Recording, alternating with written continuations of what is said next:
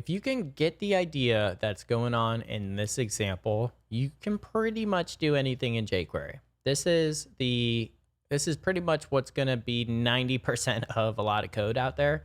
And to just reiterate, we're just selecting something. We're saying, hey, on the event of whatever we want. And for our example, we're doing click on the A tag here. We're going to run this block of code.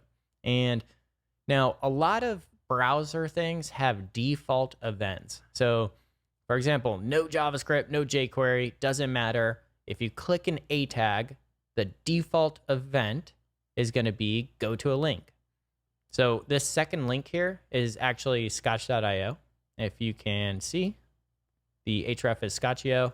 So if I would click this link, I'll go to Scotch.io. Now, let's just be clear, make sure. I'm going to go here and just say, hey, that's Scotch. Cool. So if you click here, we go to Scotch. It doesn't matter as many times as you click it. The default event for click is Scotch. This one, on the other hand, is just a hashtag. And that's like shorthand for there's no reference there. So if I would click this, what's going to happen? It's going to try to navigate me to the ID of the hash. That's the default behavior. If one doesn't exist, it just goes to the top. So if I click any of these lists, it's just going to bring me up to the top because there's no ID. But if you guys remember from the previous example, I think we did an ID somewhere, middle guy. So what I'll do is I'll actually go back up here to the top, and I'm going to create a link right next to Scotch.io called middle guy. Cool. So if you click middle guy, let's inspect and see it. It says hash middle guy. So it's going to scroll me to the ID middle guy. That's what the browser default behavior is. If you never knew, that's why that happens and what that exists. So what if we didn't want the default behavior? We have our click events. We understand that this is the current thing we clicked and related to the event.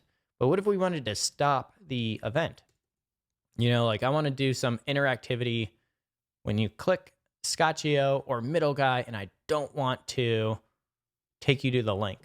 Well, you could do this jQuery thing called return false.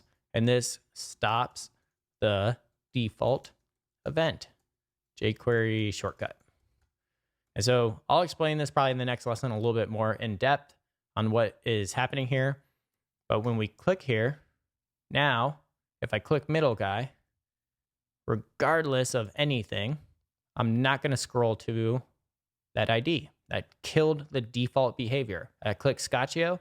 You can't see this, but I'm clicking it a million times. It doesn't matter how many times I click it. I'm never going to get navigated to Scotch.io because I stopped the current event.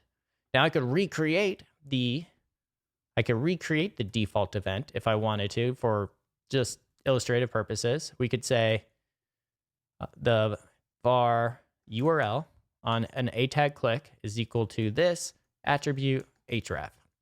And that's a way to read data. And all I'm going to do, this is a jQuery helper to read the href. So we can log the URL. And then we can say, hey, window location href equals the URL. And we just recreated a browser event. And I'm going to turn off the return false. And so now if I click middle guy, I have recreated the event in JavaScript regardless. And well, let's see. I think that would work even if we have return false.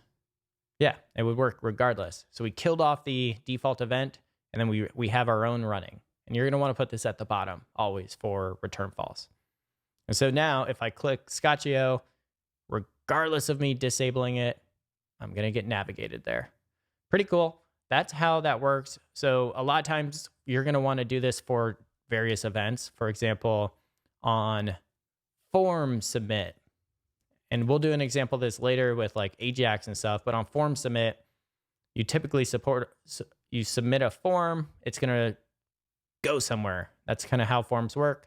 But if we're trying to create an Ajax form, we want to kill the default event, default browser form. and then we'll do it ourselves in a fancier, cooler way. And that's kind of what I'm trying to illustrate here with this example. Go on to the next lesson and we'll continue this thought and keep moving.